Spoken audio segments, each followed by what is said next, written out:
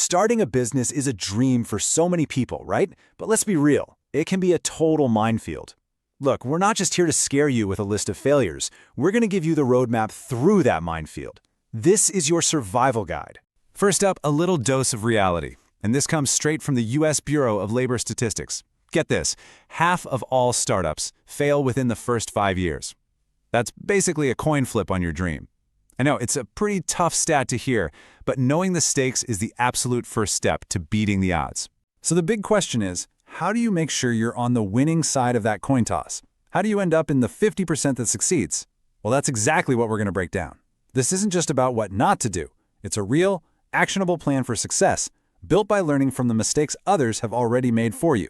Okay, so it all starts with a much-needed reality check. And the first and maybe the most important reality check is all about the money. We're talking cash flow. Seriously, think of it as the lifeblood of your business. Without it, nothing else works. Now, cash flow, it sounds simple enough, doesn't it? It's just money coming in and money going out. But you'd be amazed. Getting this rhythm wrong is exactly where so many new businesses trip up and, well, fall flat. So how do you get it right? Well, first, you've got to adopt what I call a lean and mean budget. That means saying no to all those flashy, unnecessary expenses at the beginning. Then you build up your cash reserves. Trust me, you'll need a safety net for those curveballs. Next, get your accounting straight from day one. A good CPA, that's an investment, not an expense. And finally, get creative with your funding. Look beyond just the big banks. All right, but having a healthy bank account doesn't mean a thing if nobody's buying what you're selling. And that brings us to the next massive hurdle, building something people actually want. This is all about finding your market fit. And check this out. This is a huge, huge number. A full 35% of businesses that failed went under for one simple reason.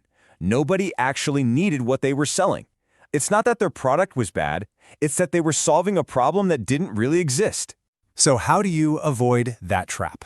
Your best weapon is a solid business plan. And hey, don't think of this as some stuffy document you only write for investors. No. Think of it as your detective work. It's how you prove your idea has a real pulse before you pour your life savings into it.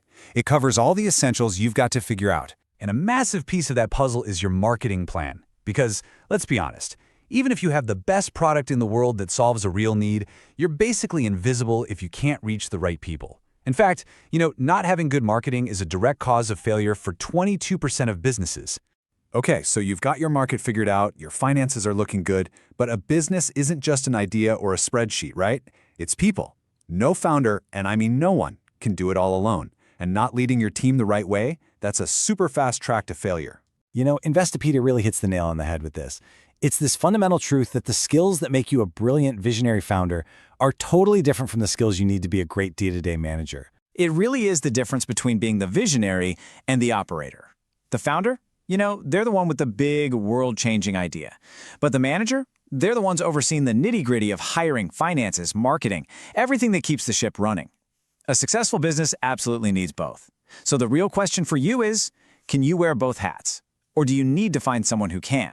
And the stakes here are crazy high. We're talking about nearly 20% of startups failing specifically because of problems with the team. This is where things like a great onboarding process or having good feedback tools, they're not just some corporate buzzwords. They are straight-up survival tactics. Okay, so you've got your money managed, you found your market, you're leading your team, you're set, right? Well, not quite, because none of this happens in a bubble. The world is always changing, and the final key to survival is being able to adapt.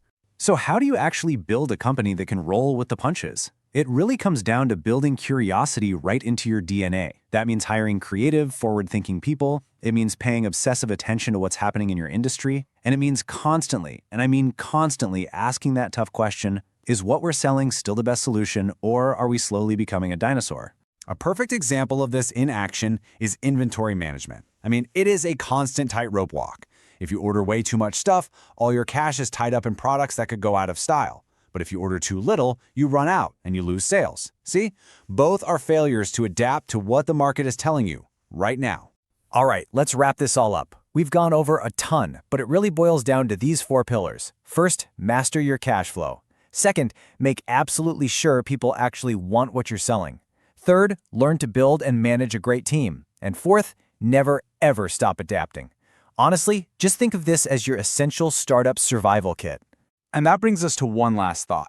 We've talked about money, the market, the team, and being adaptable. They're all absolutely crucial.